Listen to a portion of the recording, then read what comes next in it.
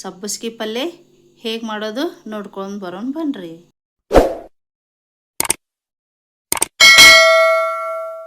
Hello ನನ್ನ ಮುದ್ದು ವೀಕ್ಷಕರೇ, ಸಬ್ಬಸ್ಗಿ ಪಲ್ಯ ಹೇಗೆ ಮಾಡೋದು ನೋಡೋಣ ಬನ್ರಿ.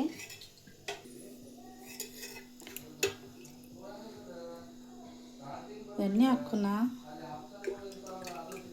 ಸ್ವಲ್ಪ. ಯಾವುದೇ ಹಸಿ ಪಲ್ಯ ಮಾಡೋಕ್ರೂ ಎಣ್ಣೆ ಸ್ವಲ್ಪ ಜಾಸ್ತಿ ಹಾಕೋದಿಲ್ಲ, ಸ್ವಲ್ಪನೇ.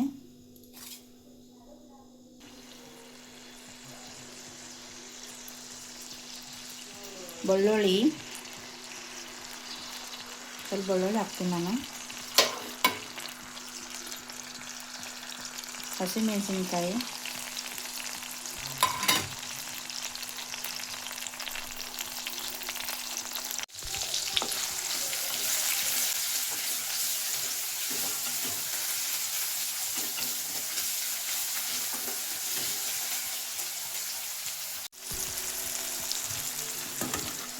ಪಲ್ಯ ಹಾಕೋಣ.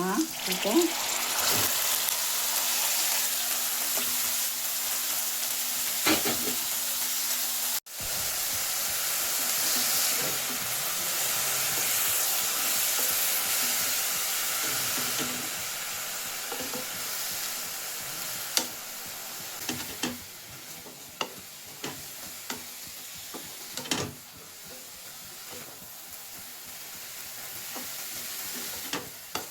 ಸ್ವಲ್ಪ ಹೆಸರು ಬೇಳೆ ಹಾಕ್ತೀನಿ ನಾನು.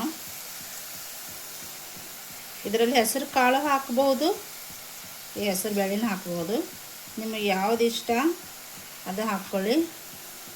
ನಿಮಗೆ ಹೆಸರು ಬೇಳೆ ಇಷ್ಟ, ಅದಕ್ಕೆ ನಾನು ಇದು ಹಾಕ್ತಾಯಿದ್ದೀನಿ. ಉಪ್ಪು, ರುಚಿಗೆ ತಕ್ಕಷ್ಟು ಉಪ್ಪು. ಇದಕ್ಕೆ ಪಲ್ಯಕ್ಕೆ ಸ್ವಲ್ಪ ಉಪ್ಪು ಬೇಕಾಗುತ್ತೆ, ಅದಕ್ಕೆ ಸ್ವಲ್ಪ ಈಗ ಮಿಕ್ಸ್ ಮಾಡೋಣ ಎಲ್ಲ.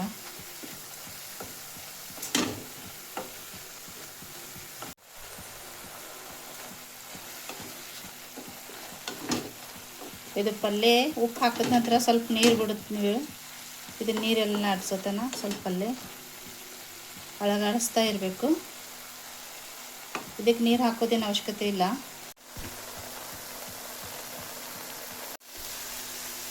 ಇದಾಗಿದೆ. ಈಗ ಸಬ್ಬಸ್ಗಿ ಪಲ್ಯ ಜೀರ್ಣಕ್ರಿಯೆಗೆ ತುಂಬ ಒಳ್ಳೆಯದು, ಶರೀರಕ್ಕೆ ಸ್ವಲ್ಪ ಹೀಟಾದ ತರಕಾರಿ ಇದು.